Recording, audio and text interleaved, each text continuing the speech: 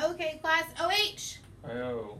I-O. Good job answering on signal. When I say OH and you say I-O, all eyes should be on me, voices should be turned off, and you guys should be raising a quiet hand to talk. That's our attention signal. Whenever we say it, you guys should be paying attention to me. Alrighty, OH. I-O. Great job. Today we are going to be talking about the lobes of the brain. A lobe is another word for a section.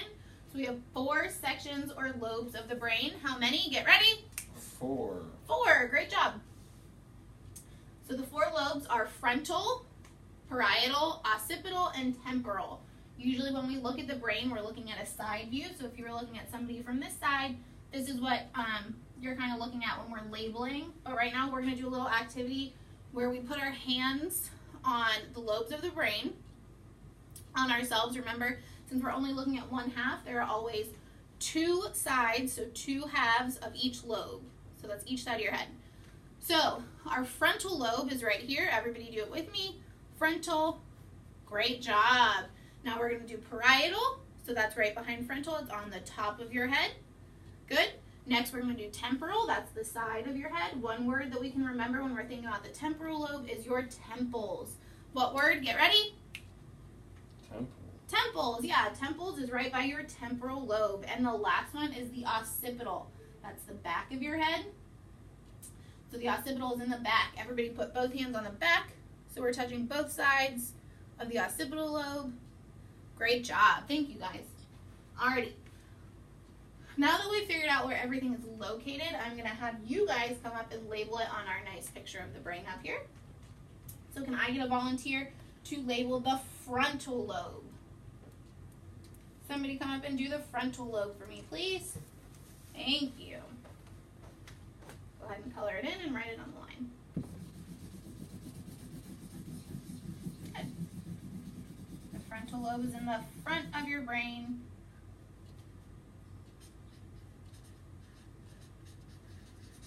Good, thank you.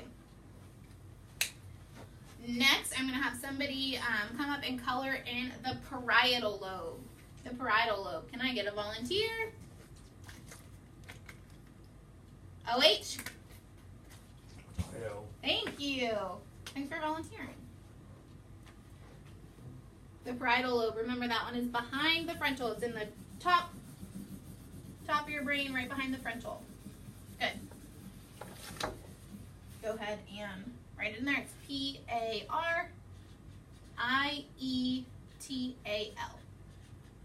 Awesome. You can just stay up here and help me out. You can color in the temporal lobe. Temporal, we are going to use blue. Sorry. Purple. Sorry. Temporal, very good. Remember, temporal lobe, we think about the temples. Thank you for labeling that. And it is spelled T-E-M-P-O-R-A-L.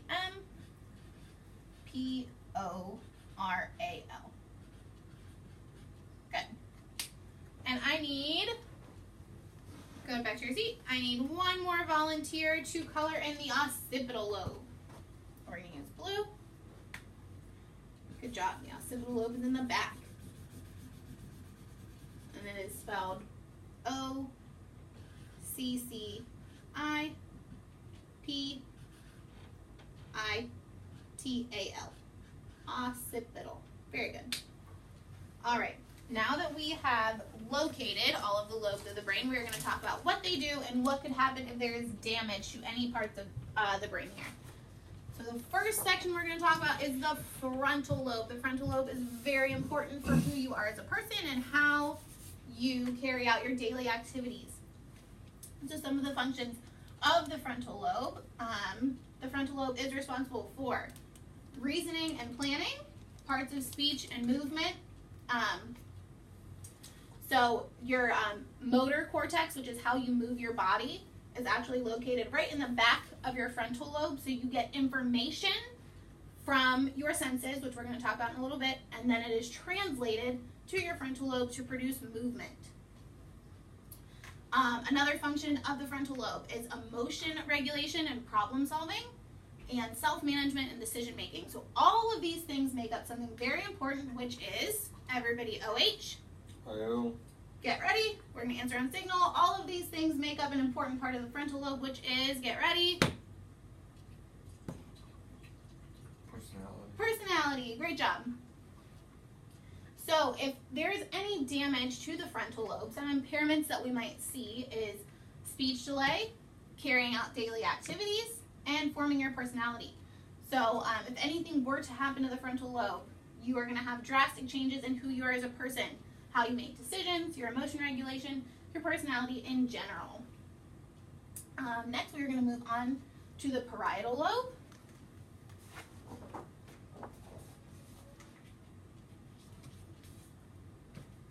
Everybody go ahead and show me where the parietal lobe is again. Remember, it's in the top of your brain, right behind that frontal lobe, behind this big line, which is actually called the central sulcus. If you ever want to know, that's what that is called. Some of the functions of your parietal lobe.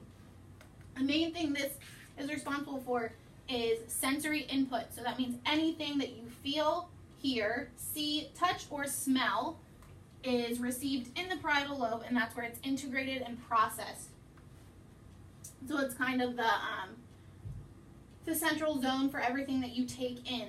So some important things that happen when you take in this information is your speech, reading and writing, and your spatial awareness. So everything that you feel and where you are in a room or where you're standing, your balance, all of those things are connected to the parietal lobe. Some impairments that could happen if you have damage to your parietal lobe include difficulty reading and writing, difficulty identifying objects that you feel, that you see, anything that you hear, you might not be able to identify what it is, difficulty distinguishing left from right, and insensitivity to pain, pressure, itching, tickling, anything like that. Anything that you would feel, you might be a little bit insensitive to if you have damage to your parietal lobe. Next, we're going to go down to your temporal lobe. What word did we talk about with the temporal lobe? To remember where it is, get ready.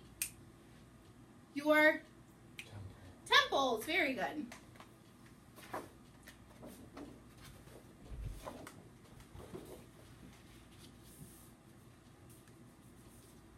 Your temporal lobe is mainly associated with the perception and interpretation of sound.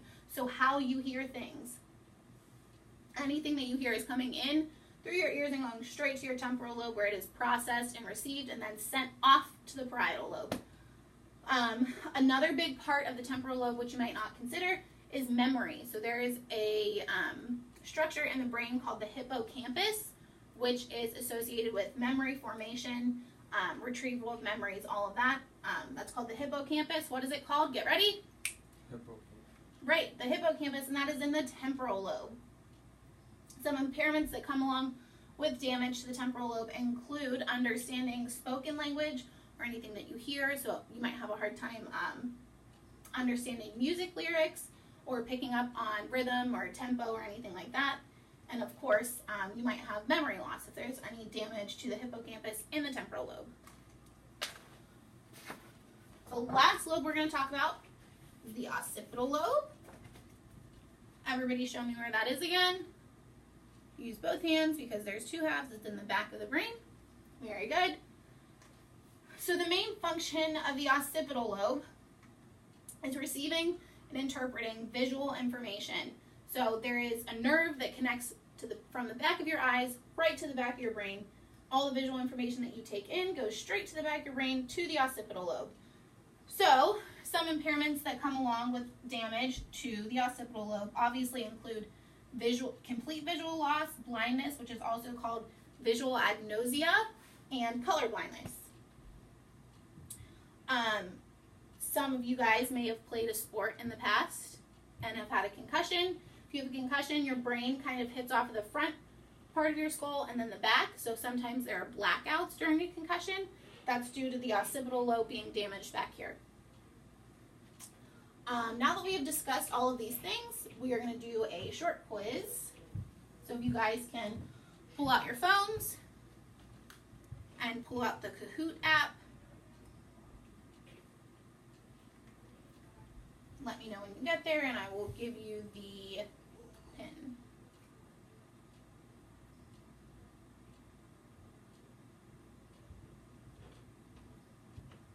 All right, your game pin is 970185.